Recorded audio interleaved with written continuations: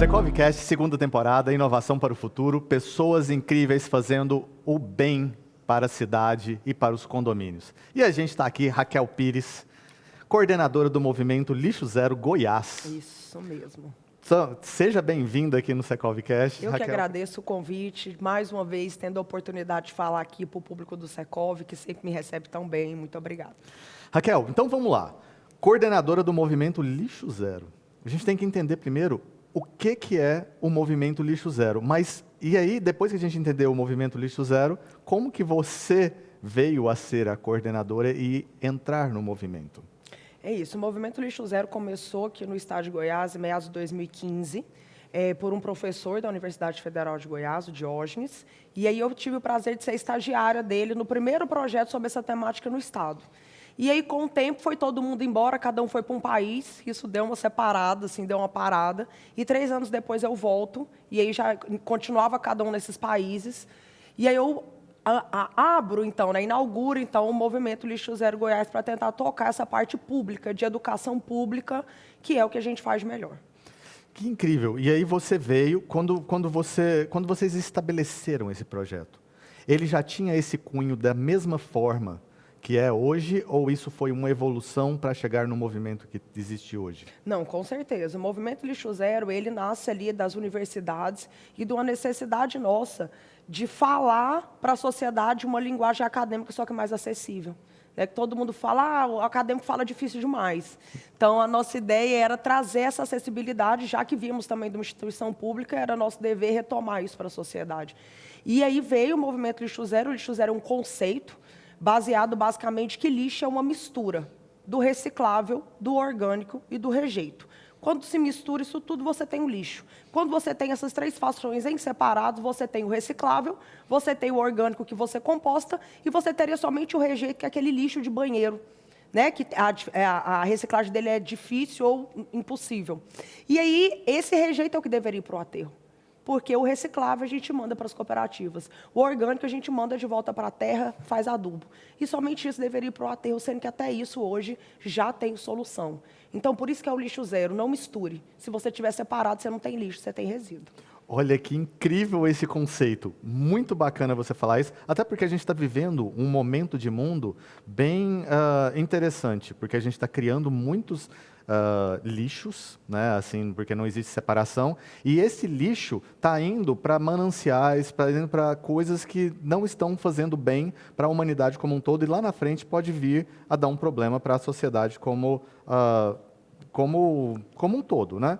E aí eu queria saber, dentro disso, será que a gente tem percentuais do que realmente deveria ser rejeito, se a gente conseguisse compostar e reciclar? O que iria de resíduo no final das contas? Teoricamente, 10%. 10%. Então, se você pensar num espaço como esse aqui do Secov, que tem em torno de uns 50 funcionários, por exemplo, aqui o volume de orgânico é enorme, porque aqui sempre tem muito encontro, tem almoço, tem reunião, aqui gera-se muito orgânico. E quando a gente composta esse orgânico, eles deixam de pagar, porque esse valor tem que ser pago, que é tido como grande gerador. No nosso município tem uma legislação sobre isso. Se você gera determinado volume, a companhia não pode recolher, você precisa pagar. E você paga em cima do peso, entende? Então, eu vejo também esse conceito como uma parte de vida, porque depois que você começa a fazer essa pequena separação dentro da sua casa, ou dentro do espaço onde você está, você não consegue voltar atrás. Então, se é algo que realmente transforma e te leva a pensar em várias outras coisas, porque a sustentabilidade, as pessoas veem como algo muito difícil. Nossa, por onde que eu vou começar a ser sustentável? Como que eu vou salvar o planeta se eu não pegar uma sacolinha de plástico? Você não tem noção que aquela sacolinha demora 400 anos para decompor. Então, sim, você não pegando uma sacolinha, você já ajudou bastante. E a ideia do Lixo Zero é isso, é tornar essa sustentabilidade palpável. Porque, pegando um pouco nisso que você falou sobre a sustentabilidade, hoje nós temos um debate nesse meio ambientalista que a sustentabilidade ela não se sustenta mais. Então, hoje nós já estamos numa época de regeneração. Nós já estamos tendo que trabalhar para que isso viva, porque já não está mais sustentável. Olha o que aconteceu no Rio Grande do Sul. E, normalmente, isso, a sujeira, o lixo, as doenças em decorrência do lixo, ele sempre está numa área mais afastada da cidade. E aí, essas pessoas que ficam doentes, em decorrência de rato, de doença, de vetor, de várias coisas. E são essas pessoas que precisam de um posto de saúde que não tem. E são essas pessoas que precisam de um saneamento básico que não tem. E a gente chama isso de racismo estrutural, né? O racismo ambiental, onde essa parte, a população mais vulnerável, sempre será a primeira a ser atendida por essas mazelas ambientais. Nossa, isso é muito profundo a gente falar assim como um conceito, porque é muito sério, né? Talvez a gente não trate esse tema da forma como a gente deveria, ou é educado da forma como deveria ser educado a partir de um princípio de legislação ou de família, inclusive. A gente vê, por exemplo, em algumas sociedades, talvez mais desenvolvidas, não falo evoluídas, mas desenvolvidas, que já existe essa reciclagem de natureza. Você acha que no Brasil a gente está muito longe da gente conseguir reciclar isso? E se a gente tiver, por que você acha isso? Infelizmente, nós estamos muito atrás. Então, a gente tem que partir sempre num pressuposto, que eu acho que eu vou repetir isso aqui várias vezes, que é a educação. Sem ela, a gente não avança, a gente não chega a lugar nenhum. Então, nesses países onde a gente já tem esse tratamento, decorre da educação primária, desde sempre. Você não vê lá as criancinhas no Japão, por exemplo. Desde pequenininhas, elas mesmas servem o alimento, elas mesmas limpam, elas mesmas lavam e tal. E aí, quando você chega num estádio, por exemplo, a gente vê aquelas ações, agora que nós estamos em época de Olimpíada, né? Nós vamos verificar muito isso. Essas ações de sustentabilidade na prática. E aqui, e lá também tem um fator de legislação. A pessoa se jogar, então ele vem com a educação, mas ele também vem com esse fator punitivo. Então, eles apelam dos dois lados, né? Aqui não. Aqui a gente falta isso e falta também a estrutura. Então, eu vou te dar um exemplo, o isopor. O isopor ele vai ser reciclado dependendo do estado do país onde você se encontra. Aqui em Goiás, ele vai ser reciclado, porque nós temos uma máquina que tira o isopor, ele é 95% ar. Então, ele tira aquele ar e faz uma massa dura, com baixo volume. Para a gente transportar hoje o isopor in natura, a gente deveria, cada cooperativa, juntar no mínimo 10 toneladas de isopor mensal. Você tem noção do tamanho do espaço para se armazenar 10 toneladas de isopor, que é algo extremamente volumoso, e quanto que pesa um isopor para você chegar a 10 toneladas? Aí teria que vir um caminhão de São Paulo para chegar aqui, para pegar esse monte de isopor com esse volume, enfiar tudo dentro do caminhão e levar para São Paulo para fazer a reciclagem. Então, isso fica inviável. Então, agora, com essa máquina, a gente consegue tirar o ar, faz uma massa muito menor e, sim, pode vir um caminhão, pega o triplo do volume e carrega isso para lá. Agora, em São Paulo, por exemplo, isso já é mais comum, que a indústria está lá, mas a gente teve que se adaptar. Em outros lugares mais distantes, essa máquina nem chegou. Não consegue nem captar isso. E as estradas? E o gasto com o caminhão? Então, também a logística é diferente. Hoje, nós não reciclamos, não só no estado de Goiás, como no Brasil, nem 3% do que a gente gera. Nós não reciclamos nada. Que loucura. Nós gastamos R$1 para enterrar R$5, porque as pessoas não entendem que aquela garrafa PET ela é dinheiro.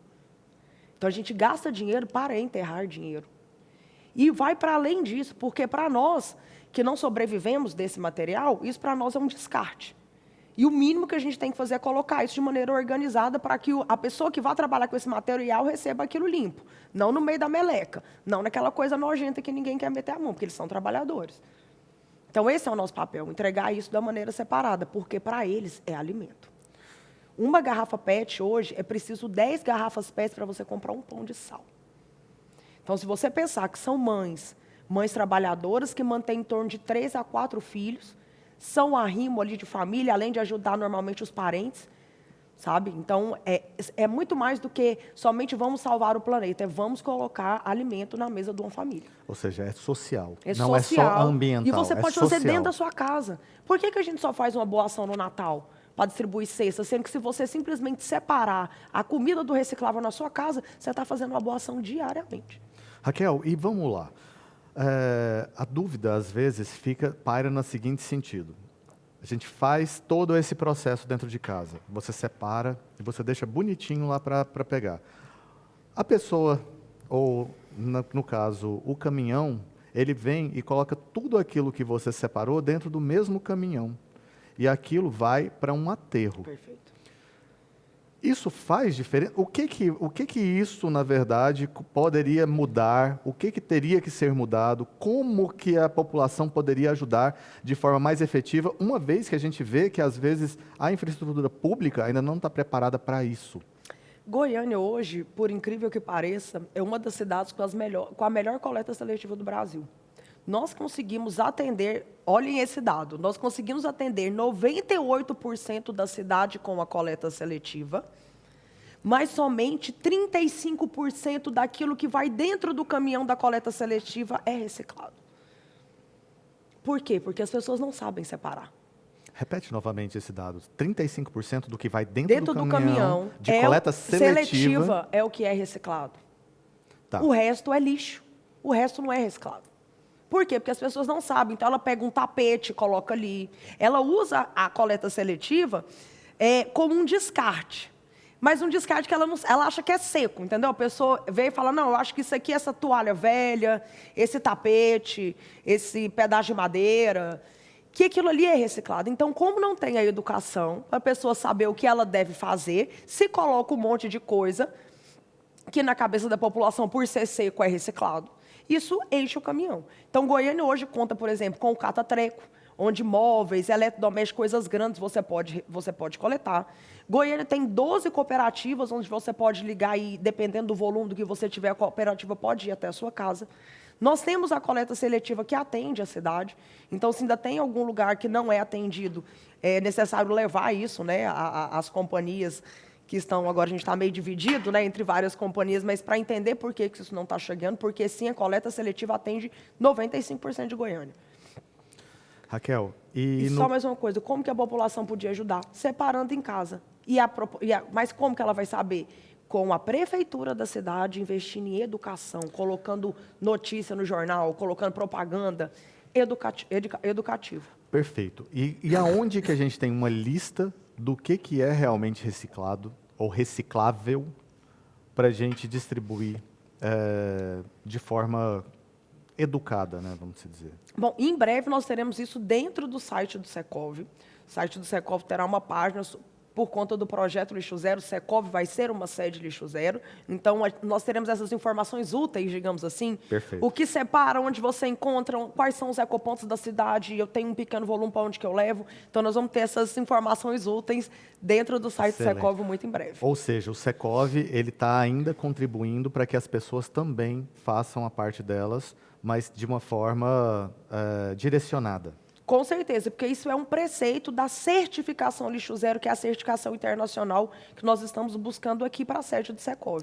Explica um pouco dessa questão, assim, você, a coordenação do Movimento Lixo Zero Goiás, mas existe um Movimento Lixo Zero São Paulo, um Movimento Lixo Zero Minas, assim por diante, é isso? Com certeza. Existe o Movimento Lixo Zero nos Estados Unidos, um Movimento Lixo Zero na América Latina, qual eu sou embaixadora, o Instituto Lixo Zero Brasil, que nós somos 3.000 embaixadores pelo Brasil, e existem os movimentos regionais e ainda existem os das cidades. Então, aqui não tem, mas poderia ter um Goiânia Lixo Zero. Entende? E aí a gente vai criando esses coletivos, nós temos um calendário anual de atividade, então todo mês existe uma atividade que o Brasil inteiro, dentro dessas 3.000 embaixadores, estão promovendo nas suas cidades. Nossa, que incrível. E o Secov, como essa parceria forte, como esse incentivador, porque também é uma entidade que cuida da cidade, né, dos condomínios e da cidade, do imobiliário, como que ele está vendo essa questão do lixo zero? Como que começou essa implantação do lixo zero no prédio ou na sede do Secov? Com certeza. Eles têm essa visão, até porque foi um número que eu recebi aqui dentro do Secov, eu fiquei estarrecida, que 55% da população de Goiânia mora dentro de condomínio.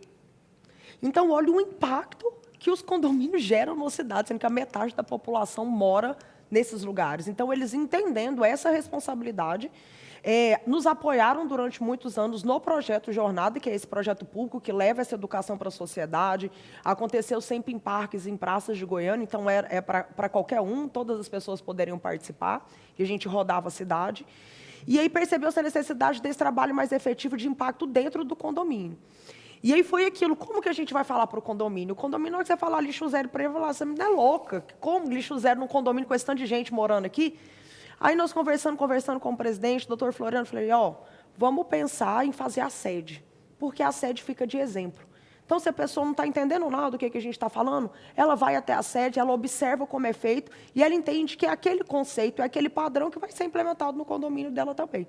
Então, a gente sempre brinca, primeiro a gente arruma a casa antes de cobrar do coleguinha, né? Então, a ideia é sempre essa, arrumar o espaço para que as pessoas consigam ver, entender e ter essa vivência, e a ideia é que o Secov seja um multiplicador.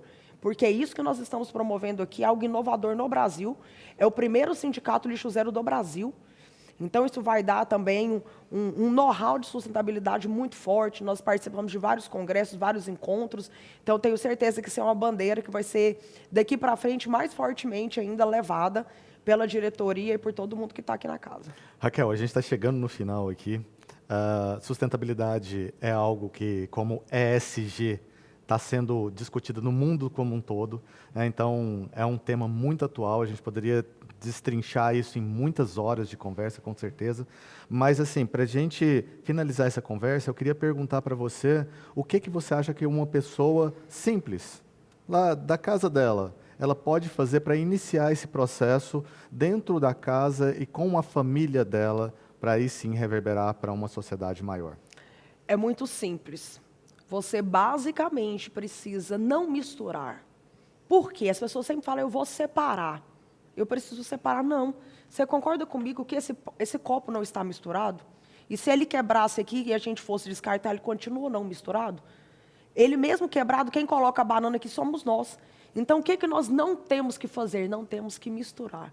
Então, se na sua casa sobrou aquela garrafa PET, aquela caixa de sabão, só não joga uma casca de banana, um resto de comida. Coloca essa casca de um lado, esse resto de alimento de um lado e os recicláveis do outro. Esse é o primeiro passo, e eu posso te dizer que um passo que eu acredito que é um dos mais impactantes. Porque se cada um de nós fizermos isso nas nossas casas, somos nós os responsáveis por aquela montanha de lixo no aterro sanitário, aquilo não vai mais acontecer. Então, a responsabilidade ela é compartilhada, o poder público tem realmente o seu papel, o órgão privado, o público, mas nós, enquanto cidadãos, temos uma responsabilidade muito maior, porque podemos fazer dentro de nossas casas. Que incrível. Raquel, muito obrigado por você ter compartilhado tanto com a gente aqui nesse pouco tempo. Gratidão por você ter vindo e muito Obrigada. Sucesso mesmo no Movimento Lixo Zero, que todos nós vamos ser beneficiados e todos nós precisamos tanto. Então, muito sucesso. Obrigada.